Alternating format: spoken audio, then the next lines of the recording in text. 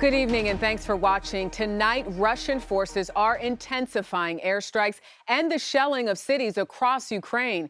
Their targets reportedly include civilians. Today, U.S. Secretary of State Antony Blinken said Russia's actions could constitute a war crime.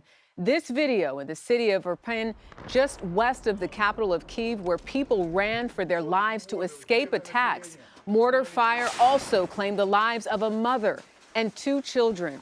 Today, Ukraine's president urging resistance with Russian forces closing in on Kyiv. This airport near the city up in flames. And in Russia, new anti-war protests and crackdowns. More than 4,600 people arrested in over 60 cities. And tonight, more sanctions targeting Russia from global corporate giants. Our coverage tonight begins with CBS's Charlie D'Agata in Kyiv. There is no escape from Mariupol. The temporary ceasefire that should have allowed the safe evacuation of as many as 200,000 residents was shattered by renewed shelling for the second day in a row, both sides blaming each other for opening fire.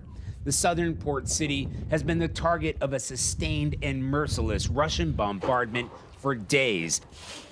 The city's hospital can't keep up with the amount of civilian casualties.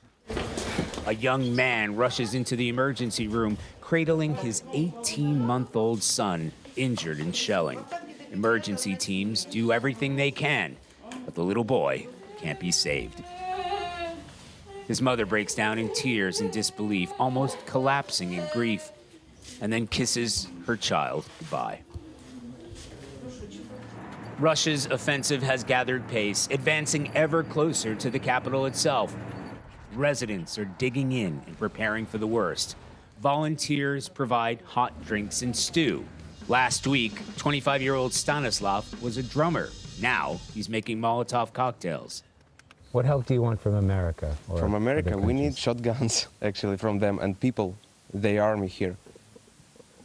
You want weapons? Yes.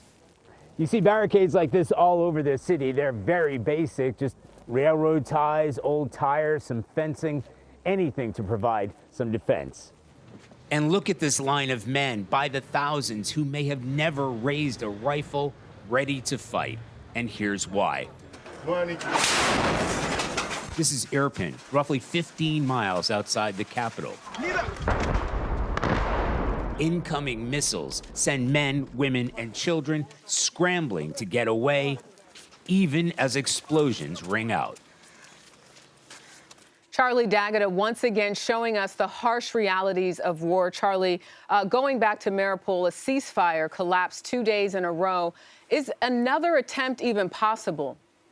Jerika, you have to hope so, because the ceasefire has been agreed upon. It has been for the past couple of days, and a humanitarian corridor. They're just not adhering to it. One sign of hope, there are peace talks that are going to be taking place between Ukrainian and Russian delegations tomorrow. And Charlie, before you go, if I could ask another quick question.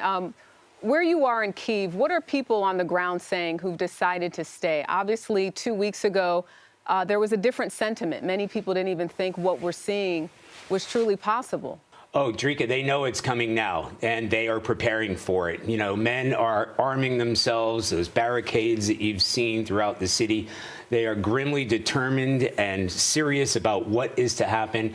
The volunteers are all pitching in terms of trying to get food, Molotov cocktails to the front line. So they are all digging in, and they really feel like it's just a matter of days before Russian forces are encroaching on this city.